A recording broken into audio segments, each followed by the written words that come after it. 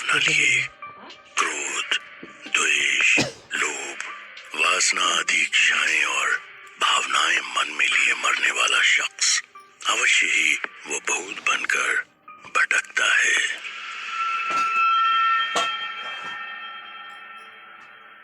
इंसानी दुनिया के परे भी एक अदृश्य दुनिया है, लेकिन इंसान अपनी लालच, खुदगर्जी और खुद को मॉडर्न दिखाने की होड़ में उस दुनिया से टकराने की नासमझी कर ही लेता है। गांव के सभी लोगों के मना करने के बावजूद भी उस भूता हवेली के नए नए मालिक बने प्रभात और नीलिमा अपनी पहली रात गुजार रहे थे और अब सोने की तैयारी कर रहे थे। प्रभात इस वक्त नॉवेल पढ़ने में बिजी था और वैसे भी 21st सेंचुरी में प्रभात जैसा एक मॉडर्न बिजनेसमैन ऐसी भूत प्रेत के लॉजिकल बातों पर कहाँ यकीन करने वाला था। इतनी बड़ी जमीन, वो भी इतने सस्ते दामों में हासिल कर लेने और अपनी फैक्ट्री स्टैब्लिश कर लेने के बाद प्रभात को अपनी बिजनेस स्किल्स और कॉन्टैक्ट्स पर गर्व हो रहा था। वीरानगढ़ एक ऐसी श्रापित और मनहूस जगह थी कि जहां के किसान जी तोड़ मेहनत के बाद भी मुट्ठी भर अनाज में अपना घर चलाने को मजबूर थे। अगर फसल अच्छी हो जाती तब भी किसानों के हिस्से में थोड़ा ही आ पाता था, बाकी अपने आप सड़ जाता था या उसमें आग लग जाया करती थी। उस गांव के राज बाहर की दुनिया में उजागर करने वाला आज तक कोई भी सही सलामत बचा नहीं। गांव को लेकर गांव के लोगों का गांव छोड़कर जाने का मतलब भी असमय दर्दनाक मौत को गले लगाना ही था। मिस्टर भारद्वाज उस फैक्ट्री की जमीन के साथ साथ ही अब वीरानगढ़ के उस रहस्यमय हवेली के भी मालिक बन चुके थे। उस हवेली के हर कमरे में बड़े बड़े झूमर लगे हुए थे। तलवारें और ढाल दीवारों पर जहां तहां टंगी हुई थी। उसे बनाने में ज्यादातर काले पत्थर का इस्तेमाल हुआ था और लगता था कि वो कोई पुराना राजमहल था। वहां के माहौल में मनहूसियत ही मनहूसियत फैली हुई थी। वो शानदार हवेली जो बरसों से बंद पड़ी थी किसी शमशान की तरह वीरान लग रही थी। 100 से ज्यादा कमरों वाली उस हवेली में सैकड़ों राज दफन थे। प्रभात, क्या तुम्हें नहीं लगता कि यहाँ सब कुछ बहुत अजीब है? मैंने गांव वालों के मुंह से भूत प्रेत की बातें सुनी है, मुझे बहुत डर लग रहा है। नीलिमा ने अपने पति से कहा। हंसते हुए प्रभात ने कहा, नीलिमा, तुम कब से इन दक्यानूसी बातों को सच मानने लगी? इस गांव के सभी लोग अजीब हैं, उनकी बात छोड़ो। We are modern people, huh? And how can we believe in such superstitions? हम इन गांव वालों की तरह कम पढ़े लिखे और पिछड़े हुए नहीं हैं। देखो, हमारी फैक्ट्री भी बिना किसी प्रॉब्लम के स्टार्ट होने को है।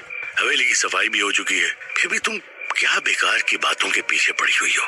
क्या तुम मुझे ये नॉवेल पढ़ने दोगी और ये फालतू की बातें सोचना बंद करोगी? I think you need rest, okay? तभी उस बुतहा हवेली के कई सारे दरवाजे एक साथ जोर जोर से बजने लगे। लाइट्स अचानक बंद चालू होने लगे। इससे पहले कि वो दोनों कुछ भी समझ पाते, अजीब अजीब सी आवाजें आने लगी। कुत्ते रोने लगे। प्रभात ने अपनी पत्नी नीलिमा को समझाते हुए कुछ कहा। डरने की कोई बात नहीं डार्लिंग, यहाँ इस तरह की आंधियां चलती रहती हैं और जानवरों की आवाजें आती रहती हैं। लेकिन प्रभात के ऐसा कहते ही उनके कमरे में लगी बड़ी सी पेंडुलम क्लॉक की आवाज उस हवेली में गूंजने लगी। रात के ठीक 12 बज चुके थे। घुंघरुओं की आवाज सुनाई दी और कुछ ही देर बाद नीलिमा ने देखा कि लाल जोड़ा पहने हुए एक औरत उसके सामने से बहुत तेजी से गुजरी। क्या यह नीलिमा का वहम था या सचमुच उसे वो औरत दिखाई दी थी? पता नहीं कहां से नीलिमा के गालों पर खून की बूंदें टपकने लगी। अब वो हद से ज्यादा डर चुकी थी। जो भी हो, नीलिमा ने प्रभात को उस औरत और खून की बूंदों के बारे में कुछ बताना चाहा, लेकिन डर के मारे उसके मुंह से आवाज ही नहीं निकल सकी। कमरे में अचानक लाल रंग का धुआं फैलने लगा और अजीब सी चंपा के इत्र की महक आने लगी। प्रभात, मुझे बहुत डर लग रहा है, हम दोनों को ही यहाँ नहीं आना चाहिए था। घबराई हुई नीलिमा ने अपने पति का हाथ पकड़ते हुए कहा। कमरे का टेम्परेचर अचानक से बहुत कम होने लगा। ये इत्र की खुशबू और ये धुआं सब कहां से आने लगा? अचानक इतनी ठंड क्यों लगने लगी है? यहाँ कुछ तो गड़बड़ है, मेरा दिल बैठा जा रहा है। नीलिमा ने आगे कहा। हवेली में लगी हुई तस्वीरों के आगे रखी कैंडल्स अचानक से जलने लगी और फिर अचानक प्रभात के हाथ में जो नॉवेल था उसमें भी आग लग गई।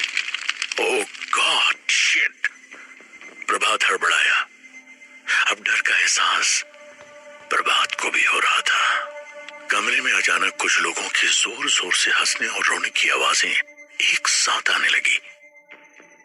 इससे पहले कि वो दोनों एक्ट कर पाते, उनका वॉकिंग साइज बेड गोल गोल घूमता हुआ ऊपर सीलिंग से जा टकराया और टूट गया।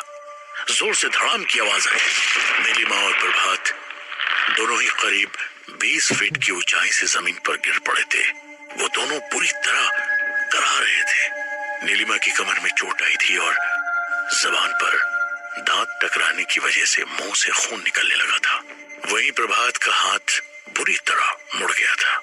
ऐसा लग रहा था जैसे उसके हाथ की कोई हड्डी टूट गई थी। उसकी पीठ पर भी चोट आई थी, वो भी पूरी तरह तड़प रहा था। इसी बीच उनके कमरे में रखे फर्नीचर और बाकी चीजें सब एक एक करके हवा में उड़ने लगी। उन दोनों के दर्द से रोने की आवाज के साथ साथ कमरे में कई लोगों की हंसने की आवाजें जोर जोर से गूंजने लगी। ये सब देखकर दोनों की रूह कांप गई और बिना देर किए वे दोनों लड़खड़ाते हुए कमरे के बाहर भागे और दरवाजा खोलते ही बड़ी से मकड़ी के जाल में दोनों उलझ गए। नीलिमा और प्रभात मदद के लिए जोर जोर से चिल्लाने लगे। कोई हमारी मदद करो, help help please, help help us. वो लोग इतनी रात में चिल्लाने के अलावा कर भी क्या सकते थे? वीरानगढ़ में मोबाइल नेटवर्क भी बहुत पुअर था, इसलिए वे लोग अपनी आवाज भी बाहर नहीं पहुंचते थे। प्रभात, अगर हमें कुछ हो गया तो हमारे बच्चे सिद्धार्थ का क्या होगा? और हमने तो उसे कुछ बताया भी नहीं है। डर से कपकपाती रोती हुई नीलिमा ने अपने पति से कहा। ये सारी बातें बाद में करते हैं नीलिमा, पहले अपनी जान बचाओ और यहाँ से भागो, प्रभात ने कहा। वे लोग जैसे तैसे उस डरावनी हवेली के बाहर निकले। वहां पर उन्होंने देखा कि सामने गार्डन में सफेद और उजले कपड़े पहने हुए एक लंबे बालों वाली औरत एक छोटे से बच्चे को गोद में लिए घूम रही थी। वो बच्चा बुरी तरह से रो रहा था। अरे अरे कोई हमें बचाओ, यहाँ सचमुच भूत है। Somebody please help us! प्रभात भी जोर जोर से चिल्लाने लगा। इसका चैनल गेट दोबारा से लॉक हो चुका था। ये सब देखकर नीलिमा और प्रभात का कलेजा मुंह को आ गया था।